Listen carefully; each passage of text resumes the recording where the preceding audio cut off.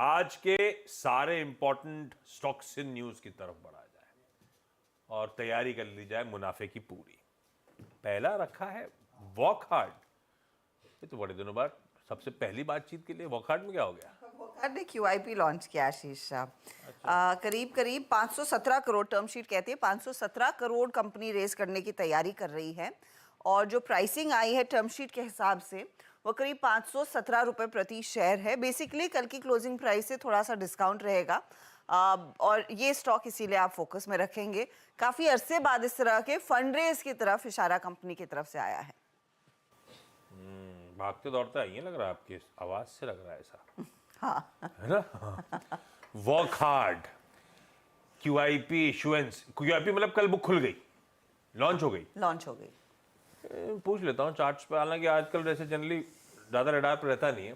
वॉकहार्ड सतपति साहब आप देख डालिए, कैसा लग रहा है भाई? 546 पे, वैसे लोअर लेवल से तो बढ़िया घूमा है, शायद 200 सब 200 वाला स्टॉक था जो आज 550 पे आके खड़ा हो गया है। आशीष जी देखिए, चार्ट तो इसका बेहतरीन है। ये 1020 DMA के ऊपर मेंटेन कर रहा है खुद को, 540 का वो लेवल है और मुझे लगता है 540 के ऊपर जिस तरह से सस्टेन कर रहा है, इसका आज का टारगेट होना चाहिए कम से कम 580 to 600। तो 540 के ऊपर बाय बनेगा। स्टॉप लॉस थोड़ा सा डीप रखूंगा मैं 525 का। अच्छा, इस बीच गावा सर ने मैसेज करा है कि आप लोगों ने बताया आज सुबह वर्ल्ड पोएट्री डे है, तो मैं शो में एक पोएट्री सुनाना चाहूंगा आगे। गावा सर ऐसा क्या, पोएट्री सुनाएंगे आप? मैंने तो कुछ नहीं बोला ऐसा। अरे किसी और तो आपके नाम से एक ही आदमी है, पता वो हिंदी में पोएट्री बता सकता है फ्राइडे को। अच्छा, अगला स्टॉक BEML पे जा रहा हूं और BEML के लिए मानस आप चार्ट ही रखिए, आपके पास आऊंगा। हर्षदा क्या खबर है? BML ने दरअसल अपना 1500 HP वाला जो बैटल टैंक्स के लिए कंपनी इंजन बना रही है उसका टेस्टिंग की है और वो सक्सेसफुल साबित हुई है। उस लिहाज से स्टॉक रेडार पर रखेंगे। बेसिकली यहाँ पर एक पैराडाइम शिफ्ट रहेगा मिलिट्री प्रोपल्शन सिस्टम्स में। ये इंडिजीनियसली मेड इंजन्स हैं। अब 2020 में इस पर काम शुरू हुआ था, आज टेस्टिंग हो गई है, यानी कि कल टेस्टिंग हो गई है। पूरा प्रोजेक्ट करीब मिड 2025 यानी कि अगले साल के जून तक पूरा होने के आसार बनते दिखाई दे रहे हैं। 20 ऐसे दरअसल कंपनी इंजन्स बनाती हुई दिखाई देगी। बैटल टैंक्स के लिए ये इंजन्स बनाए गए हैं। बढ़िया खबर है, कल टेस्टिंग हो गई मैसूरू में। BEML मानस कैसा लग रहा है चार्ट्स पे? वैसे कल दिन में घूमा 3.25% तेज था ऑलरेडी, पर ये खबर तो खैर बाजार बंद होने के बाद आई हमारे पास। क्या अपडेट्स हैं, कैसा है ये स्टॉक? तो देखिए, फरवरी में भी स्टॉक जब करेक्ट हुआ था तो स्टॉक ने 2700 के आसपास बॉटम बनाया था। इस बार भी 2700 के आसपास बॉटम बनाया है, लेकिन कंफर्मेशन के लिए आपको इंतजार करना पड़ेगा। 3000 के ऊपर ही खरीदारी करने की राय रहेगी, लेकिन क्योंकि 2700 पे एक स्ट्रॉन्ग सपोर्ट दिखने लगा है, तो अगर आपके पास लॉन्ग पोजीशन है तो 2700 के स्टॉप लॉस से आप पोजीशन को होल्ड करिए, लेकिन फ्रेश खरीदारी 3000 के ऊपर करेंगे, जहां पर 20 डे मूविंग एवरेज आता है। बिल्कुल। और एक्चुअली इसका चलने का एक कारण ये भी है कि ये वैगन भी बनाता है मेट्रो के, और मेट्रो काफ़ी एक्सपेंशन हो रहा है अभी। आई थिंक रिसेंटली दिल्ली में NCR में एक और फ्रेश एक्सपेंशन, वहाँ तो खैर ज़बरदस्त मेट्रो है, लेकिन बाकी सिटीज़ में भी तो उसका भी एक इम्पैक्ट है। अगेन अच्छा, ये उस कैटेगरी में एक स्टॉक आ गया जो काफ़ी करेक्ट हो चुके हैं। स्टॉक महंगा स्टॉक है लेकिन मोमेंटम था। देखते हैं आज थोड़ा सा इस तरीके के स्टॉक्स में मुझे लग रहा है कि शायद रैली अच्छी आ सकती है। रखिए BEML को रेडार पे भाई। ये तो इंजन की टेस्टिंग अपनी जगह, अर्बन इंफ्रा पे जो स्पेंड्स हो रहे हैं दरअसल उसका भी बड़ा बेनिफिशियरी बना हुआ है ये स्टॉक। शर्मिला, सब करेक्ट हुए। ये सरकारियों में कुछ एक्यूमुलेशन, कहीं निबलिंग, कुछ स्पेसिफिक स्टॉक्स में आप लोग प्रिफर कर रहे हो खरीदारी या नहीं? बिल्कुल, एंड आई थिंक कि आपको थीम के साथ जाना चाहिए। जैसे कि अभी आप लोग जिक्र कर रहे थे कि रेलवे वैगन्स की एक थीम है, तो इस तरह का अगर आप आइडेंटिफाई कर सके कि इसमें आगे चलकर भी ऑर्डर्स अच्छे रह सकते, बिकॉज आई थिंक हमेशा यही चीज थी कि PSU कंपनी सब चल रही थी, लेकिन इनके ऑर्डर बुक्स भी काफी अच्छे थे, लेकिन इनके ऑर्डर्स को प्रॉफिट में कन्वर्ट होने में थोड़ा लंबा समय लगता है, क्योंकि ये सब ऑर्डर्स जो रहते हैं वो लॉन्ग जेस्टेशन ऑर्डर्स रहते, लेकिन उस समय मार्केट में मोमेंटम था, फैंसी थी, तो सभी चल रहा था। So now I think may be ये साल शायद लोग ऐसी कंपनीज पे ज्यादा फोकस करेंगे जहां पर order book is strong and overall earnings are strong. So BML I think is a good fit, HAL is a good fit, BHEL is a good fit. तो इस तरह के स्टॉक्स पर मेरे हिसाब से ज्यादा फोकस करना चाहिए। सिलेक्टिवली कुछ बेहतरीन पेडिग्री के स्टॉक शमिला मेंशन करती हुई उनको आप रडार पर रख सकते हैं, उनमें एक्यूमुलेशन की शुरुआत करी भी जा सकती है इन सरकारी स्पेस पे। चलिए अगले स्टॉक्स हैं जहां पे ऑर्डर विंस के अपडेट्स आ रहे हैं। हर्षदा कौन कौन से? अब क्योंकि आपने BEML मेंशन किया था आशीष, उसके कॉन्टेक्स्ट में आप रेडार पर रखेंगे जुपिटर वैगन्स भी। अब जुपिटर वैगन्स के लिए अपडेट ये है, इन्होंने कंपनी खरीदी है 271 करोड़ में, बोना ट्रांस इंडिया प्राइवेट लिमिटेड। ये प्राइमरीली एक व्हील प्लांट वाली कंपनी है। तो कंपनी जुपिटर वैगन्स हम सब जानते हैं कि रोलिंग स्टॉक बनाती है, लेकिन अब इन्होंने जो दूसरी कंपनी एक्वायर की है, व्हील प्लांट भी उसके साथ आ गया। अब बोना ट्रांस के क्लाइंट्स में BEML शामिल है, एल्स्टॉम रेल शामिल है, प्लासा इंडिया शामिल है, टीटागढ़ रेल सिस्टम शामिल है।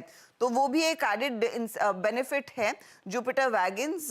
ये पहली रोलिंग स्टॉक कंपनी होगी जिसके साथ एक इंटीग्रेटेड व्हील प्लांट भी रहेगा। उस लिहाज से शायद बड़े और बेहतर ऑर्डर्स कंपनी यहाँ पर डिलीवर कर पाएगी। ऑर्डर विंस के लिहाज से RVNL रेडार पर रखेंगे। 168 करोड़ का इनको ये L1 बिडर उभर कर आए हैं। साउथ ईस्टर्न रेलवे के लिए ऑर्डर ये बैक करते हुए फिर दिखाई देंगे। प्रिंस पाइप एक एक्विजिशन की तैयारी कर रहा है। इन्होंने एक बाथवेयर ब्रांड अकेल नाम का अक्वायर किया है, उसका प्लांट भी अक्वायर कर चुके हैं।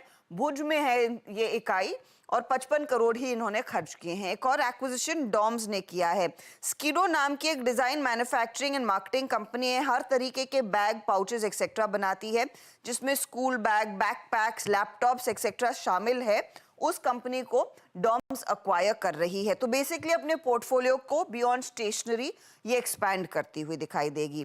JSW इंफ्रा, इन्होंने एक माइलस्टोन अचीव किया है। टोटल कार्गो इन्होंने करीब करीब 100 मीट्रिक मिलियन टन हैंडल कर लिया है, तो वो उस लिहाज से स्टॉक रेडार पर रखेंगे। साथ ही साथ TVS मोटर आज फोकस में रहेगा। TVS मोटर हम सब जानते हैं, कल वो बोर्ड बैठक हुई थी बोनस इशू को लेकर। प्रेफरेंशियल बोनस शेयर्स 4:1 के रेशियो में कंपनी बांटती हुई दिखाई देगी और इस पर्टिकुलर बोनस इशू में करीब करीब 1900 करोड़ के जो रिजर्व्स हैं उसमें से वो यूटिलाइज होते हुए दिखाई देंगे। अब दूसरी तरफ प्रिंस पाइप जो मैंने मेंशन कर दिया, साथ ही साथ आप PB फिनटेक भी रेडार पर रखेंगे। PB फिनटेक ने PB पे प्राइवेट लिमिटेड का एक इकाई शुरू की है। ये बेसिकली एक पेमेंट एग्रीगेटर के तौर पर तैयार की गई है। अब RBI को अप्रोच किया जाएगा पेमेंट एग्रीगेटर लाइसेंस के लिए। क्रॉम्पटन ग्रीव्स को लगातार एग्रीकल्चर सेक्टर से ऑर्डर मिल रहे हैं। हम सब जानते हैं कुसुम स्कीम के लिए कई सारी कंपनियों को, स्पेशली KSB और शक्ति पंप्स को ढेर सारे ऑर्डर मिले हैं।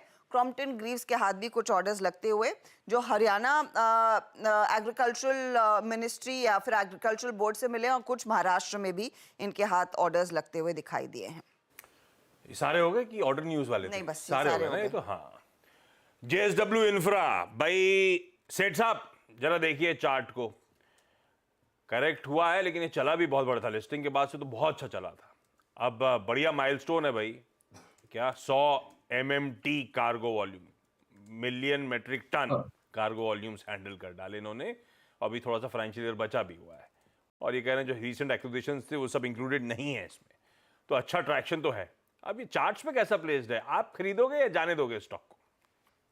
जी आशीष जी, अगर स्ट्रक्चर देखें तो एक तरह से स्टॉक थोड़ा सा साइडवेज कंसोलिडेशन पे है, अपना 10 और 20 डेमा पे कंसोलिडेट कर रहा है। कल का थोड़ा सा बेरिश कैंडल था, अगर 244 के ऊपर निकलता है तो इसमें एक पॉजिटिव ट्रैक्शन होगा कि then stock will be above 10 DEMA और कल के हाई के ऊपर भी ट्रेड करेगा। तो अगर लेना है तो 244 के ऊपर एक कंडीशनल बाय बनेगा, मैं वेट करूंगा मिनिमम उसके लिए। 244 के ऊपर निकले तो बाय करें with stop loss of 235 and possible targets of 260 265। हाँ, ये है JSW इंफ्रा।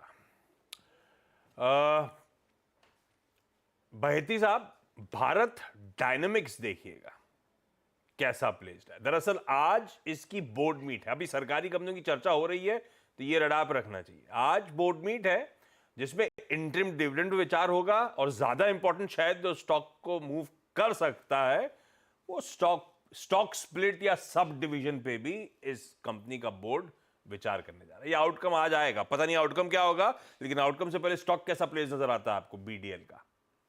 जी आशीष जी, पिछले 3 महीनों में बीडीएल जब भी करेक्ट हुआ है इन्हीं लेवल्स पे सपोर्ट लेकर बाउंस दिया है। जो 1600 का इसका जोन है वो बहुत इफेक्टिव सपोर्ट बना है स्टॉक के लिए। हमें लग रहा है वापस उन्हीं जोन पर आ गया और यहीं से एक बाउंस बैक देखने मिल सकता है, तो खरीदारी की सलाह रहेगी। जो स्टॉप लॉस में मेंटेन करना है 1590 का एक एसएल मेंटेन करना है। मुझे लग रहा है इसमें एक जो पुल बैक है वो उसे वापस 1700 एंड 1720 तक के लेवल दिखा सकता है। अच्छा सतपति साहब, बैकड्रॉप पे 3 स्टॉक्स आप लिख लो, चार्ट रेडी रखना, मैं आऊंगा, आपको कुछ पसंद आ रहा होगा तब। ये सब कैश मार्केट वाले हैं। अपडेटर सर्विसेज, क्वेस्ट कॉर्प और एसआईएस लिमिटेड, वो थोड़ी देर में आगे बातचीत करता हूं इन सब की। क्रॉम्पटन कंज्यूमर, मानस चार्ट देखेंगे एक बार क्या? क्रॉम्पटन कंज्यूमर को अब रह रहे, हालांकि इसके साइज के हिसाब से ध्यान रखिएगा, ये सब बहुत छोटे छोटे ऑर्डर्स हैं। ये कुसुम के जो पीएम कुसुम योजना के अंदर मिल रहे हैं अलग अलग राज्यों से, अब तक कोई बहुत मीनिंगफुल नहीं, लेकिन ये है कि छोटे छोटे टिट्स एंड बिट्स करके बढ़ता चले जा रहा है मामला। क्रॉम्पटन कंज्यूमर चार्ट्स पे कैसा है मानस, या पोजीशनिंग कैसी है स्टॉक की? देखिए स्ट्रक्चर तो वीक है। एक बहुत ही अहम सपोर्ट था 275 का, वो ऑलरेडी ब्रीच हो चुका है। लोअर टॉप लोअर बॉटम बन रहे हैं, कहीं पर कोई भी करेक्शन का रिवर्सल का साइन नहीं है। मेरे ख्याल से जो पहले के लोस थे 250 के आसपास, स्टॉक उस तरफ जाने की कोशिश कर रहा है। तो कोई बाउंस बैक मिले तो एग्जिट करने की कोशिश करें अपनी लॉन्ग पोजीशन से, और खरीदारी तभी करें जब स्टॉक 280 के ऊपर की क्लोजिंग दिखाए। रेट गेन, यूएस की कंपनी ब्राइट लाइन ट्रेन से इसको ऑर्डर मिला है। अभी अभी टिकर टीम आपकी स्क्रीन पे फ्लैश करती हुई 731 के आसपास से स्टॉक खड़ा हुआ है। गावा सर देखेंगे क्या? रेट गेन 731 पे कल एकदम फ्लैट क्लोज हुआ था, आज ऑर्डर बैक करने के अपडेट्स आ रहे हैं। हाँ, एक्चुअली क्लैरिटी मिसिंग है। 780 अभी ट्रेड कर रहा है 728 के आसपास। 780 पार करता है तो वहां पर शायद एक बाय सिग्नल जनरेट हुआ, लगता है डाउनसाइड सपोर्ट है 700 के करीब। तो यस, लेकिन कंफर्मेशन की जरूरत है रेट गेन में 780। आई एम होपिंग आप अपनी पोएट्री पे काम कर रहे हो पीछे से, इसलिए आपको बाबा डिस्टर्ब नहीं करूंगा। आप करो, आपके पास 10 मिनट और है। हिंदी में रखोगे पोएट्री तो ज्यादा कंफर्ट रहेगा। हिंदी उर्दू के शब्द ये सब चलते हैं। सुन नहीं रहे गावा सर? सुन रहे हो ना आप? मुझे पोइट्री वोइट्री कुछ नहीं आती। यही तो, ऐसे दिन जब इंटरनेशनली ये सेलिब्रेट हो रहा है दिन, तो हम सबको एफर्ट डालने चाहिए।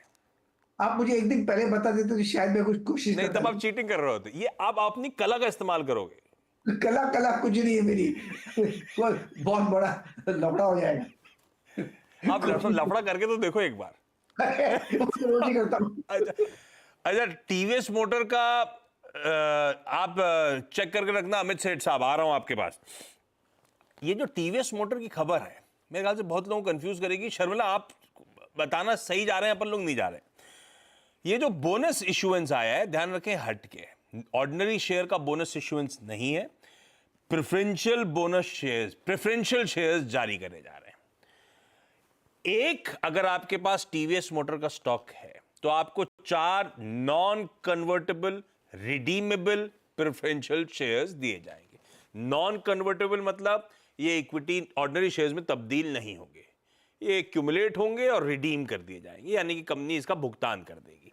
बाकी कॉन्टोर्स ये हैं कि 10 रुपए की फेस वैल्यू वाले स्टॉक्स होंगे प्रेफरेंशियल शेयर्स, तो 4 आएंगे, 12 मंथ के बाद रिडीम करे जाएंगे, और इस पे 6% का कूपन रेट है। 40 रुपए पे 6% का कूपन 2 रुपए 40 पैसे वर्कआउट होता है।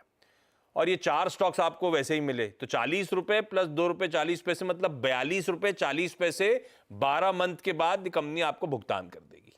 अरे मेरा तो गणित ये कहता है।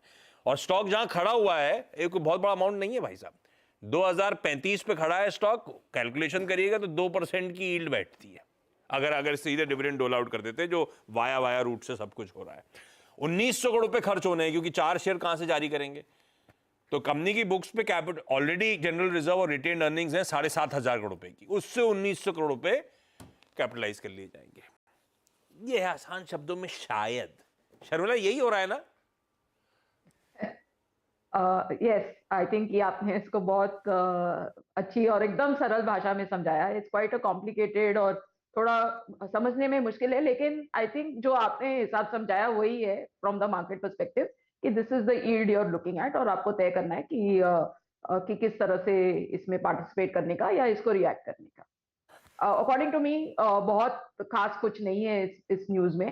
तो देखते हैं कि स्टॉक पर क्या असर पड़ता है इसका। पर नया रूट है, नया विकल्प खुला है, इस तरह से भी कंपनियां डोल आउट कर रही अब, तो उसकी तैयारी कर लीजिए। ये सिखा रहा है अपन को NC, non convertible redeemable preferential share, जो NCRPS, अब ये आदत डाली है। सेबी ने जो ट्वीकिंग करी थी उसके बाद से हो सकता है कंपनियां इस तरह से भी हम सबको थोड़ा सा फायदा पहुंचाने की कोशिश करें। अमित सेठ साहब, बहुत पिटा स्टॉक, परसों चला तो कल ठंडा पड़ गया बोर्ड मीट से पहले, अब ये आउटकम सामने आ रहा है, कैसा लग रहा है ये स्टॉक? छोड़ दो आप ये NCPRS वगैरह, अदरवाइज ये गिरावट थमने के कोई इंडिकेशंस हैं या नहीं है?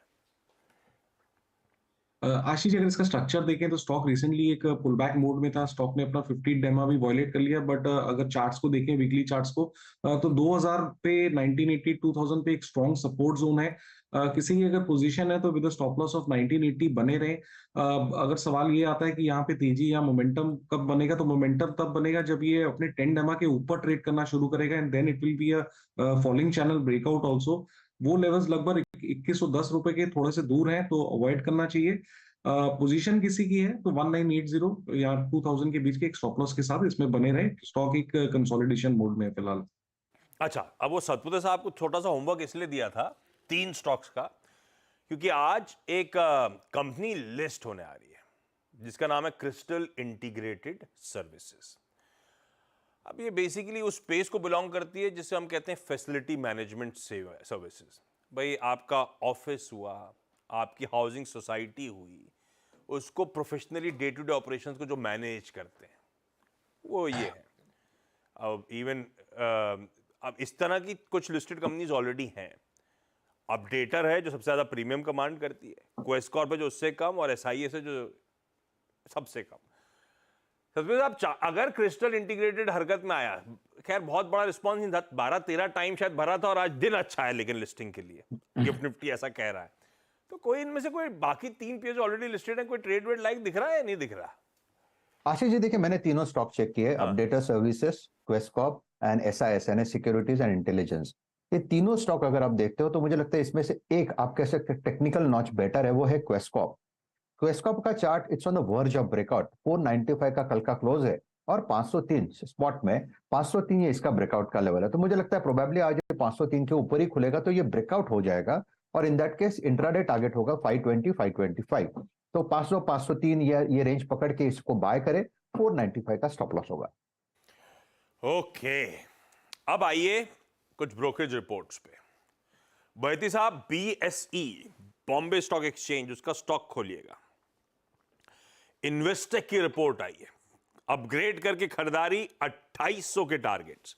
आपको याद हो एक दिन हम लोग NSE के टिंकरिंग वाले अगले दिन सुबह बिग स्टॉक्स में BSE डिस्कस कर रहे थे, उसके बाद एक रिपोर्ट भी आई थी किसी और ब्रोकरेज की थी 3000 के टारगेट्स के लिए।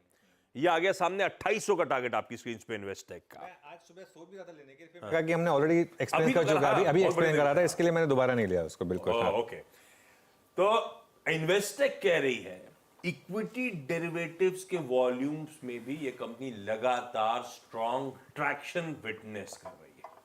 कंपनी का ऑप्शन मार्केट शेयर मिनिस्क्यूल है लेकिन तगड़ा जंप दिखा रहा है, 4.25% से 15% प्लस पे आके खड़ा हो गया है मार्च 24 में। इस तरह से इंप्रूव हो रहे हैं इसके मार्केट शेयर्स, और बाकी इन्होंने काफी कुछ और हाईलाइट करा हुआ है। खैर बहती साहब, ये बॉम्बे स्टॉक एक्सचेंज चार्ट्स पे कैसा लग रहा है? जी, चार्ट्स पे काफी अच्छा लग रहा है अगर मैं वीकली एंड मंथली चार्ट्स देखूं तो। और ये स्टॉक ऐसा है कि जिसे कोई भी डिप आए तो वहां पे जरूर एक्यूमुलेट करे फॉर द लॉन्ग टर्म, क्योंकि इसमें मोमेंटम तो बहुत स्ट्रॉन्ग बना हुआ है, but as a portfolio stock भी इसे पोजिशनली होल्ड करना चाहिए। अब जिस आपका चार्ट स्ट्रक्चर है, हमें लग रहा है कि एक अच्छा सपोर्ट जोन पर है और यहाँ से एक बाउंस बैक दे सकता है, क्योंकि इसे वापस 2200 तक के लेवल्स दिखा सकते हैं। तो खरीदारी की सलाह रहेगी, जो इसमें स्टॉप लॉस मेंटेन करना 1980 का एक SL मेंटेन करे। यार मुझे दिमाग आ रहा है, मैंने मानस को कोई होमवर्क दिया था, मैं भूल गया। मानस कौन सा दिया था कि हो गया अपना? नहीं, हो गया। अच्छा, तो अच्छा, तो एक काम करिए, मोतीलाल ओसवाल, वैसे किसी से भी पूछ सकता था, कोई भी ब्रोकरेज वाला नहीं है। आज मैं अवॉइड करता हूँ कि ब्रोकरेज वाला कोई कॉम्पिटिटर आए उससे पूछूंगा। अब तो आज सबके सब एकदम किसी भी पूछो, कोई दिक्कत ही नहीं है। खैर मानस, मोतीलाल ओसवाल कल बहुत बढ़िया मूव्स के साथ सेशन का कल्मिनेशन करा, 5-5.5% वो चला है ऑलरेडी। एमके की रिपोर्ट इंटरेस्टिंग है, सब 1600 रुपए का स्टॉक है, कह रहे हैं 2000 रुपए की तैयारी कर रहा है, और उनकी रिपोर्ट ये मेंशन करती है कि परफेक्ट व्हीकल है इंडिया की राइजिंग वेल्थ को प्ले करने के लिए, और फिर बहुत सारे रैशनल्स हाईलाइट करे गए। खैर कल के मूव्स ऑलरेडी तगड़े हैं, पर मानस चार्ट्स पे मोतीलाल ओसवाल कैसा है भाई? तो देखिए, डिस्क्लेमर ये है कि दोनों कंपनी में काम कर चुका हूं, एमके में भी और मोतीलाल ओसवाल में भी। तो देखिए, मोतीलाल ओसवाल की जहां तक बात है, स्टॉक में जहां से रिवर्सल मिला है बहुत ही सही जगह है, क्योंकि वहीं पर 100 डे मूविंग एवरेज है और उसी जगह पे 20 डे मूविंग एवरेज भी है, 20 वीक मूविंग एवरेज था। अब क्योंकि कल की जो क्लोजिंग है वो 20 डे मूविंग एवरेज के ऊपर हुई है, आप उम्मीद कर सकते हैं कि यहाँ पर रिकवरी बनेगी तो करीब 1740 तक के स्तर देखने को मिल सकते हैं। तो खरीदारी करने के मौके दिखते हैं, 1550 के नीचे आपको स्टॉप लॉस लगाना है। ओके अच्छा मानस, ये सवाल ना मैंने मितेश से ही पूछा था।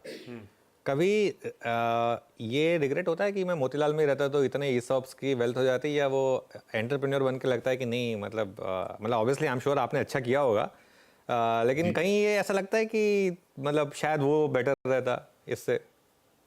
देखिए, प्रेफरेंस डिफरेंट थी अनुज जी, क्योंकि होम टाउन था लखनऊ, वहाँ यहाँ पर आना था, तो शायद ये सेटिस्फैक्शन ज्यादा है कि मैं अल्टीमेटली एक लेवल पे आने के बाद मैंने वहां पर रिजाइन करके मैंने अपना स्टार्ट किया बिजनेस। नहीं तो लोअर परेल में फंसे रहते, शाम को गाड़ी निकालते और 1 घंटे गाड़ी में ही बैठे रहते।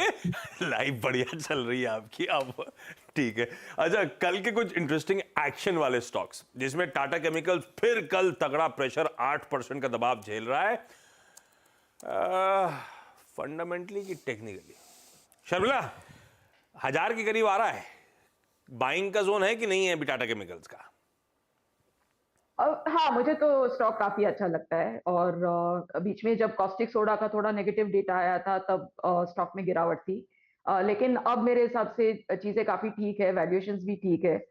सो मेरे हिसाब से वंस अगेन आई नो, बार बार मैं ये कहती हूँ क्योंकि मार्केट इस तरह का वॉलेटाइल है, तो एसआईपी अप्रोच रखिए, लेकिन यस, मुझे टाटा केमिकल काफी पसंद है।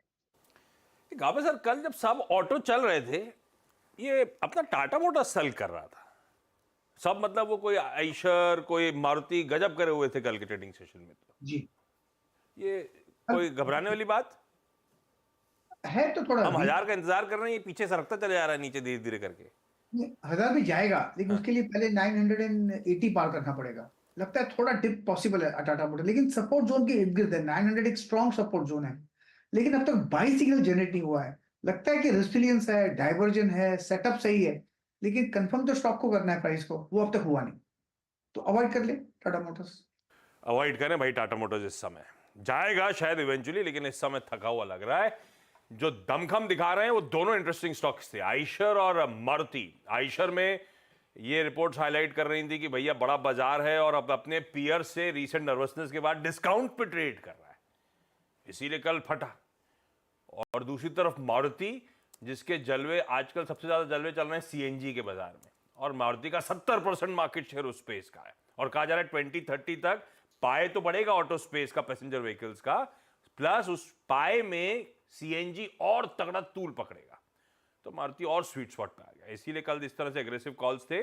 मारुति मेरे ख्याल से कल गाबा सर का टॉप कॉल था, उसके बाद ये आशीष चतुर्मोता साहब ने पोजिशनली टारगेट सेट करे थे, उनका 12000 था, 14000 था, और गाबा सर का बोला था कि 11 क्या बोला था, 11800, और 11800 लग रहा है 12000 भी छुएगा। गाबा सर छू गया है, आप ज्यादा बोल देते तो वो भी कल हो जाता। और इसका वो ऐड वाला जो लाइन चल रही थी वो कल चैनल पे मैं देख रहा था, हाँ। मारुति का पेट्रोल खत्म ही नहीं होता है। गाबा सर, अब टारगेट्स, कल के टारगेट अचीव हो गए, अब क्या है फ्रेश? अभी तो जो सेटअप बनाया उन्होंने हाई टाइम पे मारुति, जैसे 12000 पार कर लिया है, वो तो और अच्छा लगता है। अब जो मूव बना है वो करीब 13000 के लिए बना है, लेकिन यहाँ पर साइडवेज मूव मिलता है तो बाइंग अपॉर्चुनिटी है। अब सपोर्ट बन गया 11700 का, तो इसमें डिप्स बायबल है, अप मूव ऑन है, setup on higher time frame में एक ब्रेकआउट मिला, तो it's a buy. Aditya Birla Sun Life भाई, खत्म हो गया वो ओएफएस, बिक गया प्रमोटर का। अच्छा, इस बीच वीरू भी आपको पैनल में जुड़ते हुए नजर आएंगे। वीरू भी एक्साइटेड है गावा सर की वो 4 लाइनें सुनने के लिए, उसने उन्होंने कहा मैं भी पहले आ जाऊंगा, गावा सर एकदम प्रिपेयर्ड है उसके लिए। अच्छा, आदित्य बिरला सन लाइफ, सतपति साहब खोलिएगा प्लीज। ठंडा ही रिस्पॉन्स रहा। वो पहले दिन जो नॉन रिटेल का आया था, वो जितना सब्सक्रिप्शन अमाउंट वही मोटा मोटी 1.3 टाइम्स ओवरऑल सब्सक्राइब होकर वो बंद हुआ है, और दोनों दिन स्टॉक सल्की का रहा। और मैं कल ऐसी वैल्यूएशन देख रहा था, किसी HDFC लाइफ, किसी निपॉन से तो बहुत डिस्काउंट पे, उसके बाद भी हाथों बात नहीं लिया गया। सतपाल साहब, ये वीक ही है क्या, या मामला कैसा है, चार्ट्स पे कैसा है? आशीष जी देखिए, मेरे हिसाब से ऊपरी लेवल पे डिस्ट्रीब्यूशन ही दिखता है। 60, 62, 64 ये रेंज है जहां पे हमने डिस्ट्रीब्यूशन ही देखा है, और मुझे लगता है कि ये अपनी एक इंपॉर्टेंट लेवल पे खड़ा है। तो ये जो 58 का लेवल है, जो कि इसका 50 DM है, तो अगर ये 58 का लेवल टूटता है तो मुझे लगता है एक बार के लिए इसमें प्रॉफिट टेकिंग दिखेगी करीबन 55, 54 लेवल तक। तो ऊपरी लेवल पे तो डिस्ट्रीब्यूशन है, तो इसमें चार्ट में ऐसा कोई दम नहीं है कि आप एग्रेसिवली यहाँ पे लॉन्ग करें। परफेक्ट, कोई दम नहीं है भाई साहब, अवॉइड ही करेंगे स्टॉक को। इस नोट पर एक काम करा जाए, लार्जली सब कुछ कवर कर लिया हमने मुनाफे की तैयारी में। अब दस्तक देते हैं पहला सौदा में।